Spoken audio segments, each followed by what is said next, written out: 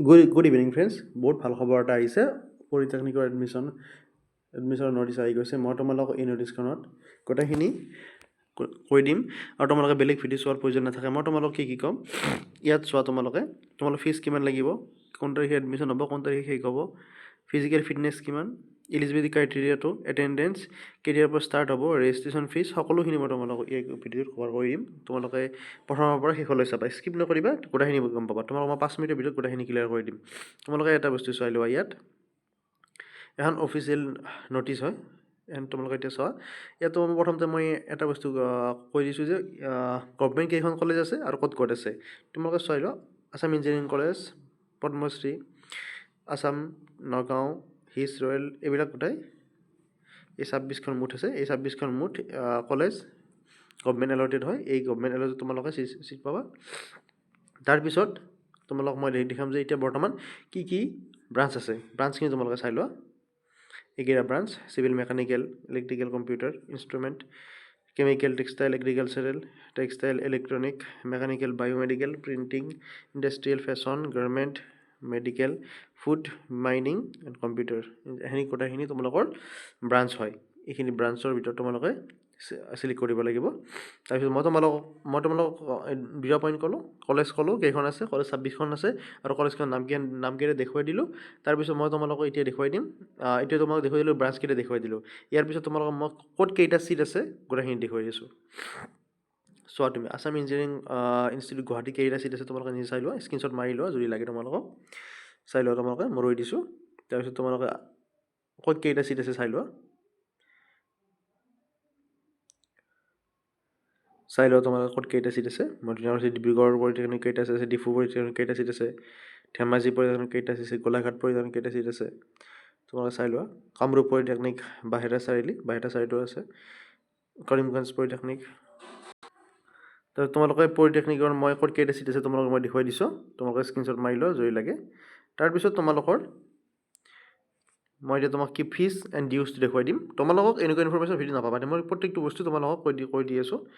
তোমালোকৰ ফিজটো চাই লোৱা। তোমালোকৰ admission fees, training, placement, library গোটেইখিনি মিলি তোমাৰ 1200 টকা প্লাছ তোমালোকৰ আৰু আছে। মই তোমালোকক গোটেইখিনি কৈ দিছোঁ। সেইখিনি গোটেইখিনি ফিজ ষ্ট্ৰাকচাৰ হয়, তোমালোকে চাই লোৱা। গোটেইখিনি টোটেলি কেনেকুৱা হয় মই তোমাক দেখুৱাই আছোঁ। টোটেলটো এইটো তোমালোকৰ the candidate must pay mention admission fees in the time documents of verification institute where get first seat allotment. তোমালোকৰ এইখিনি হ'ল ফিজ। তোমালোকৰ এইখিনি ফিজ তোমালোকে দিব লাগিব। টোটেল ফিজ এইখিনি হ'ব চাগে। তোমালোকে চাই লোৱা। মই তোমালোকক অলপ জুম কৰি দেখুৱাই আছোঁ। এইখিনি ফিজ হ'ব তোমালোকৰ। তাৰপিছত তোমালোকৰ নেক্সট মই তোমালোকক আৰু দেখুৱাম ইম্পৰ্টেণ্ট ইনফৰমেশ্যন দেখুৱাম।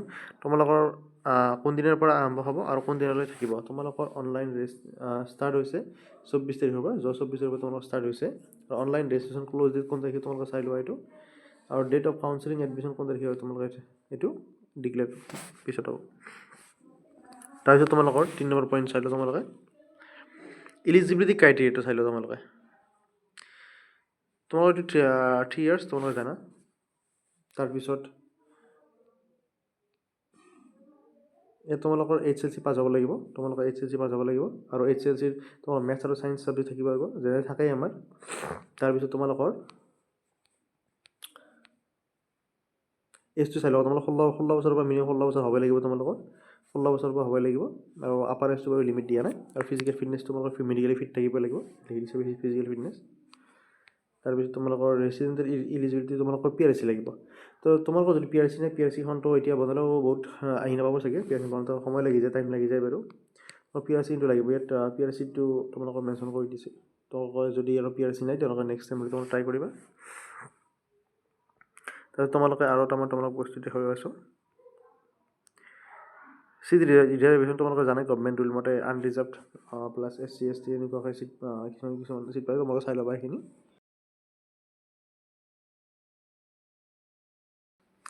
তোমালোকৰ কাউন্সেলিং প্ৰচেছ চাই ল'বা। তোমালোকে মই মাৰ্ক কৰি আছোঁ। কাউন্সেলিং প্ৰচেছ তোমালোকে চাই ল'বা। তোমালোকৰ eligibility rank, caste category, choice প্ৰিফাৰেঞ্চত তোমালোকৰ হ'ব। আৰু তোমালোকৰ চিত্ৰ তোমালোকৰ তেনেকুৱাকৈ হৈ যাব। তাৰপিছত ফিজিকেল ডকুমেণ্টছ ভেৰিফিকেশ্যন হ'ব তোমালোকৰ। আৰু admission grant cancel institute as per norms choose fees get to option to constitute. তোমালোকৰ ফাইনেলি তোমালোকৰ ডকুমেণ্টছ কি লাগে মই তোমাক জনাই আছোঁ। এজ প্ৰুফ লাগিব তোমালোকৰ, এজ প্ৰুফ তোমালোকৰ HLC HLC তোমালোকৰ হেৰি লাগিব, এডমিট কাৰ্ড লাগিব। তাৰপিছত তোমালোকৰ HLC মাৰ্কশ্বিট লাগিব তোমালোকৰ, পাৰ্মানেণ্ট চাৰ্টিফিকেট PRC লাগিব তোমালোকৰ, এইখিনি তোমাৰ ডকুমেণ্টছ লাগিব। তাৰপিছত আৰু এইখিনি চিডিউল কাষ্টৰ কিবা তোমালোকে চাই ল'ব পাৰিবা। তোমালোকক যদি লাগিলে মই কমেণ্ট কৰিবা, মই তোমালোকক দি দিম। এইখিনি আছিল ইম্পৰ্টেণ্ট ডকুমেণ্টছ। তোমালোকক মই প্ৰতিটো পইণ্ট ইয়াত দেখুৱাই দিছোঁ। কলেজ কেইখন আছে, তাৰপিছত তোমালোকৰ কেইখন কলেজ আছে, তোমালোকৰ 26খন কলেজ আছে। তাৰপিছত তোমালোকৰ আছে আৰু ক'ত কিমানটা ছিট আছে মই তোমালোকক সেইটো কৈ দিছোঁ। তোমালোকৰ মই ফিজ কৈ দিছোঁ। তাৰপিছত তোমালোকৰ ইলিজিবিলিটি ক্ৰাইটেৰিয়া কৈ দিছোঁ। মই তোমালোকক ডকুমেণ্টছ কি লাগে দেখুৱাই দিছোঁ। মই অলম'ষ্ট গোটেইকেইটা পইণ্ট তোমালোকক মেনশ্যন কৰি দিছোঁ। তোমালোকে চাই লোৱা, জানি লোৱা, নিজে কিবা নোৱাৰিলে কমেণ্ট কৰিবা। আৰু তোমালোকৰ এইটোৰ ওপৰত মই লং ভিডিঅ' বনাই দিম।